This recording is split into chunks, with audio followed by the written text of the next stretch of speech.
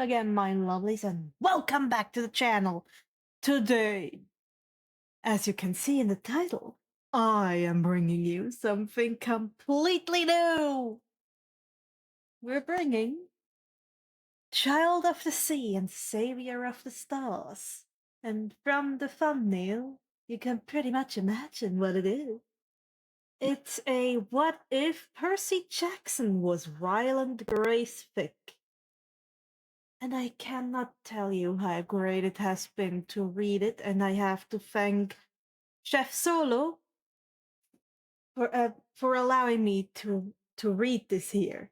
I am so excited. Additionally, this is an ongoing fic, so I cannot promise how long it will take to make. But at this point in time of recording, it has 33 chapters and 150,000 words.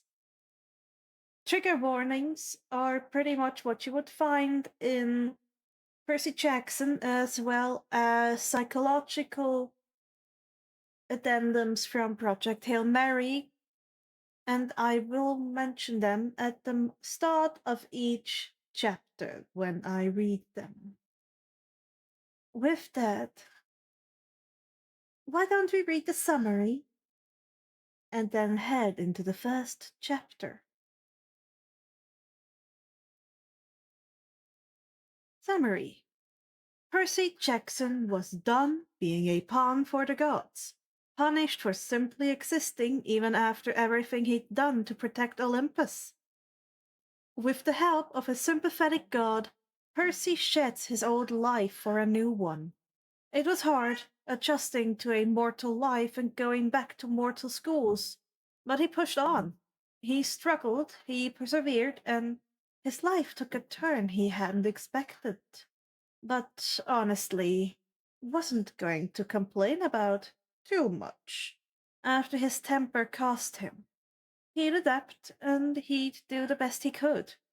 Ryland Grace just wanted a normal life. Even if it was hard fitting in, his demigod life was behind him, but always hanging above his head. It was hard to relate to others or make friends, but who needed friends when he had his kids? Being a school teacher was, honestly, the most rewarding thing, even if they liked pushing his buttons at times. Grace would do anything to be the teacher for them that he never had. Someone who'd fight for them, believe in them, and help them be their best selves.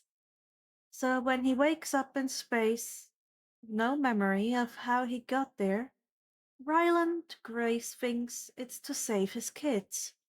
Percy Jackson thinks the gods decided to punish him again.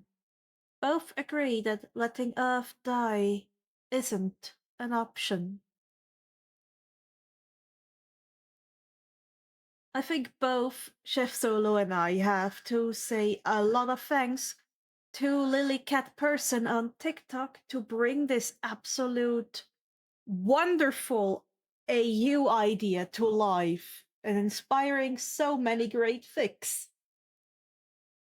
With that, how about you grab yourself some hydration, some snackation, sit back and relax as we head into Chapter 1.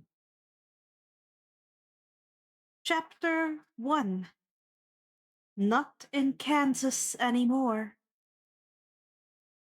He was floating. It felt wrong. Somehow. Like he knew that what it was like letting the waves gently rock his body back and forth. To be carried in a warm embrace, surrounded by life and strength and warmth. This was cold, stagnant, and unnatural. Like he was halfway out of his body with nothing but an empty, devastating void surrounding him. He wasn't at sea, wasn't at peace. He felt heavy. like weights were attached to every limb and muffled, like cotton was stuffed in his ears and down his throat. There was a flash of light. Blue? No. Red?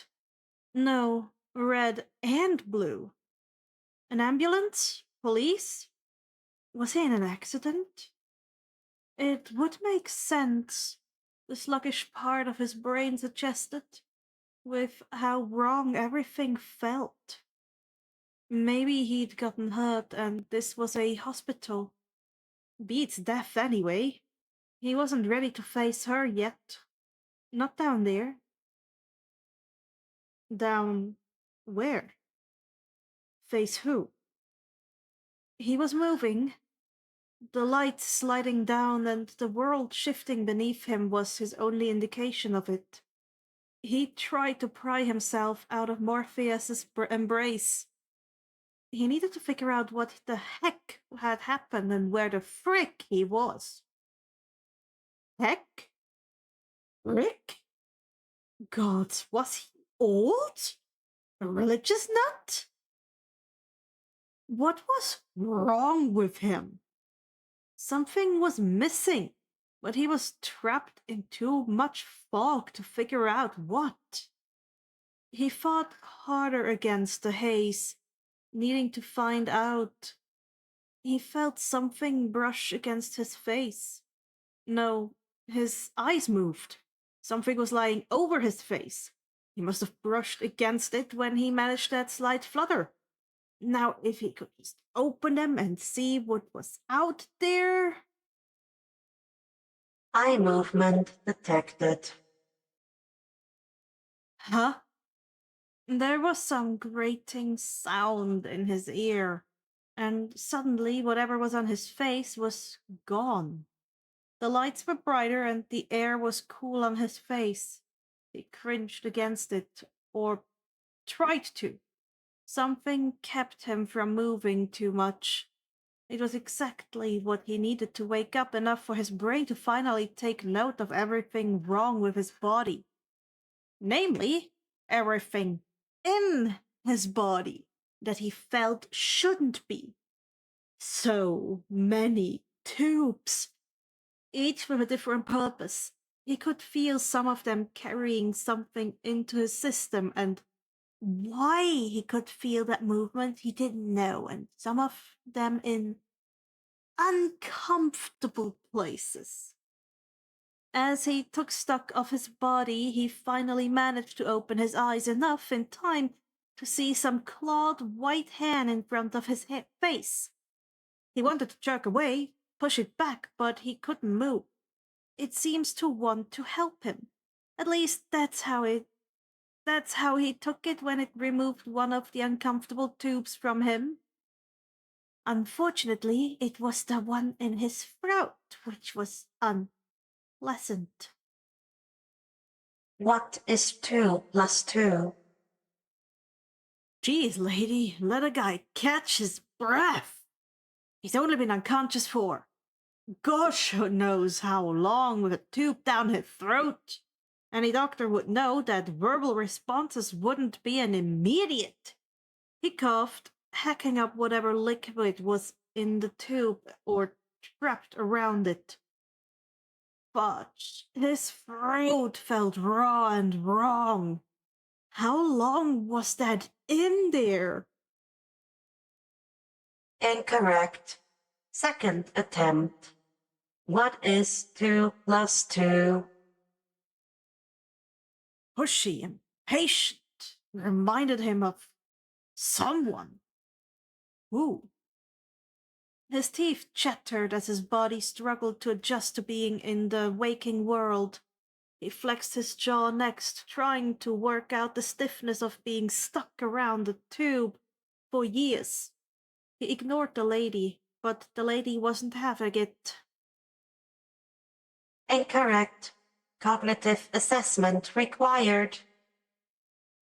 Required, huh? Well, you're just gonna have to wait it out, lady. This guy doesn't even know what day it is, let alone have the brain power to do basic math. At least he knew it was math. If he could get his voice to work, he'd tell her that. Maybe it'll get her to back off and let him get his bearings. The lady seemed to back down on her own because she didn't ask again. The world was spinning. It was a blur as he tried opening his eyes again, but it slowly sharpened and settled. He was lying down. It was quiet, save for an odd humming. He was wrapped up in something that felt like a cocoon. He'll come back to that in a second. The ceiling above him didn't look like a normal hospital, but that wasn't to say he wasn't somewhere else. Maybe somewhere close to whatever his accident was? What kind of accident, though? And where was he before this? Why could... Why didn't he remember? He didn't know, and it worried him. There was this feeling that whatever it was something big. This was wrong. This whole thing felt wrong. At the same time, it felt familiar. Not in a comforting way either. His heart rate picked up, and he guessed the lady noticed because the mechanical arms were back and the voice had a more soothing tone. You have been in an induced coma. Delays and confusion are normal. Please remain lying down as cognitive and physical functions return. One of the arms got a bit too close to his face. Was that a hair trimmer? Whatever it was, he tried turning away from it. His neck muscles didn't want to cooperate at first, but with a yelp as it got too close, he managed to turn his head away. It backed off, probably not wanting to hurt him. More arms came around, trying to keep him calm and contained, but as soon as he realized he was gaining movement back, he acted. It was clumsy, but he managed to roll off the table. The tubes in his private areas shifted uncomfortably, and his arms and legs were bound, so he couldn't do much but inch forward like a worm. His body barely wanted to cooperate with that, and the arms managed to snag the bottom of his cocoon to drag him back. Please return to the medical platform. Medical platform, so some sort of infirmary. Well, sorry, lady, but he wasn't going to do that. He managed a wiggle, and thank the gods, he slid right out of the cocoon. His arms and legs still didn't want to work, but he wriggled his way to an alcove not far from his bed, but away from the arms. Muscle function is not yet restored. No shot, lady! An attempt to stand ended with him flipping over and his face squished into the ground. He managed to correct himself and get somewhat sitting up on the ground. Scooting back to get away from the arms that were now coming after him, sucked with the butt tube still in place. Panicked, he grabbed whatever was near enough to throw at the arms, which he could now tell was some sort of robot attached to the ceiling. What is that thing? Where am I? Looking around, he found a ladder. Freedom! Could he climb in this condition? Probably not, but he wasn't just going to sit on his butt tube and play chicken with a robot. Getting to his feet was a challenge on its own. Getting up the ladder? Even more challenging. Sooner than he would have liked, his arms began to burn. His legs burned, his lungs burned. Apparently, going directly from being horizontal for an unknown period to strenuous work was not recommended.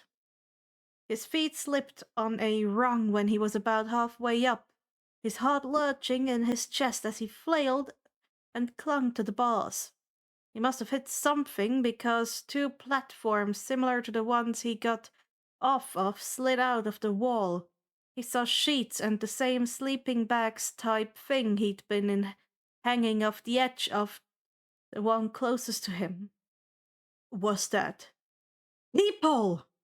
His voice felt like someone had dragged claws against it, but the relief he felt at knowing that there were others there too overwhelmed him enough to not care. Maybe they would have the answers. Getting to the platform was a bit tricky.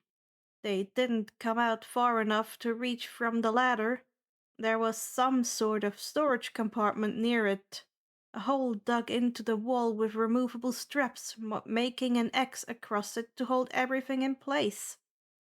A bit inefficient, it seemed, for a medical wing storage unit, but it meant he could at least use it to inch his way closer to the bed. He clung to the strap and prayed it was stronger than it looked as he leaned over the bottom platform. Hello? You awake? Gods, I am so confused right now. Do you have any idea what... His voice died in his throat as he shifted the sheet and found a mummy. Well, she wasn't quite a mummy, but she was on the way there. He was certain the corpse had been a woman, maybe of European descent. It was hard to tell given how much she'd degraded. He stood there frozen for a long moment before he scrambled up to the next platform to check it too. He almost fell on the way up, and again when he found an actual mummy. The second person had been dead longer, almost entirely a husk with hair. His stomach lurched, something burning in his chest and his eyes as he slowly covered both bodies again. He knew them. He didn't know how he knew them or how he knew them, but he did. They were gone, and he wasn't. A cry tore out of his throat, raw and exhausted. He had no idea why he felt like this, why the deaths of others exhausted and wounded him so, but he couldn't think about the way right now. He had to get out. He managed the rest of the way up the ladder, nearly screaming in frustration when he couldn't figure out the door. When it finally slid up and open, he barely gave himself enough time to check to see if the coast was clear before he threw himself up through the opening and shut the door behind him, leaving death behind him in that room. It was a hallway with a weird grate on the wall to his right. It was a tube, not very long and just tall enough so that he didn't have to worry about hitting his head. It wasn't a normal hospital hallway, but then again, what hospital had a ladder entrance and beds halfway up the ceiling? He wasn't in a hospital. So where was he? His heart raced as he looked around the new area, his body still feeling heavy and sluggish. The added weight of the dead bodies below didn't help the feeling. It was still quiet, save for the hum. Where am I? He called out, throat closing up. Part of him tried to stop the panic. He needed a clear head in case there was danger. His fingers reached for his thigh, only finding the slim medical suit that covered his otherwise bare body. There was supposed to be something there. He knew that. Something he could wrap his hand around. Something that would keep him safe, but what? Slowly spinning into place, looking for a way out or clue as to where he was, he came to a stop when he found a window behind him. It was supposed to be a blessing, but something unpleasant settled in his gut. Something was wrong with that picture. Was it nighttime? Even as he thought it even as his feet hesitantly carried him closer. He knew the answer. He didn't know how, but he did. Staring back at him wasn't the night sky, but a sea of stars, vast and endless and daunting. So daunting. The feeling was so foreign to him, like there hadn't been many other things that scared him this much. The world would have given out from under him, had there been a world beneath his feet to support him. There, outside, racing past him were unfamiliar constellations. His hand slapped the window to steady himself, and something cold was doused over him as he realized that millimeters of reinforced glass was the only thing separating his hand from the vast unknown of space. He couldn't feel the universe flying by him at unknown speeds, not physically, but there was a feeling in his gut that grew more noticeable, heavier, the farther away from home he got. He didn't know how far he was, but he got there. Or why he was there. But there was one thing he knew for certain. We're not in Kansas anymore, Toto. And that's it for today. Well, isn't that just the start of an interesting adventure? Just the imagination of waking up where you're not supposed to be with everything feeling wrong must be devastating. I think I'm going to record another chapter right now. So stay tuned for what's coming next. Before we leave, don't forget to grab yourself something to drink, grab a snack, sit back, and relax as you deserve a break. And I'll see you next time, my lovelies.